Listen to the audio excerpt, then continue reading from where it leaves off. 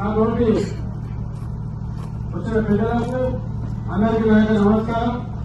మీకు అందరికీ తెలుసు, ఇదే గతంలో 2 సార్లు మాట్లాడితే 3సారి నేను చెప్పినట్టు చేస్తా. మీ గ్రామంలో ప్రతి ఒక్కరి అమ్మడి నేను ఎంత సీసీ రోడ్లైనా రోడ్లైనా మీకు అన్నముందుగా పనిచేస్తుంది.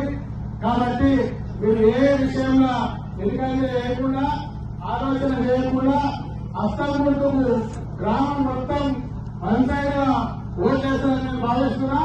ఇప్పుడే మీకు అందరూ గ్రామీణ బాగా పోయినా చెప్పిన వాళ్ళ ఆయనకు నీ కొడుకు నాకు దృష్టం కాదు, అదే ఏమో నామినేషన్ పార్టీకి వెళ్ళి తప్పని పరిస్థితుల్లో ఎలక్షన్ అయిపోయినా కూడా నేనేం మనసు అట్లా పెట్టుకుని అందరికీ ఏం అవసరం ఉన్నా ఏమైనా నేను చేస్తానని చెప్పినా.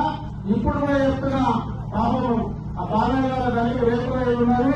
మూల గ్రామంలో మొట్టమొదటి ఆమెకి టెంకాయ ఉంటారని చెప్పి చెప్తున్నా. మీ ఊళ్ళో చాలా మందికి హీరోలు అమ్మే విద్యార్థులు నేను మరీ చెప్తున్నా. ఈ ఊళ్ళో ఎంత మంది ఇల్లు కట్టుకుంటే అంతమందికి ఇల్లు కట్టించే కూర్చోడాలని నేను చెప్తున్నా. ఇవాళ ముఖ్యంగా చాలా మంది కొంచెం పింఛన్లు కూడా అయ్యారు. ఎప్పుడైనా తర్వాత కొత్త పింఛన్లు వస్తాయి కాబట్టి అందరికీ పింఛన్లు కూడా ఇస్తా. ఇవాళ మహిళలకు ముఖ్యంగా చెప్తున్నా, చాలా మంది మహిళలు ఇంకా మహిళా సంఘానికి వెళ్ళినప్పుడు పంపించే వాళ్ళు కూడా చెప్పారు. ఒకటి మహిళా సమాఖ్య భవనం కాదని చెప్పారు. మహిళలకు మహిళా సమాఖ్య భవనం ఇప్పిస్తా. ఇలా మీ గుర్రకుండా ఆడపడుతుంది కుటుంబ విషయంలో నేర్చుకోవాలనుకుంటే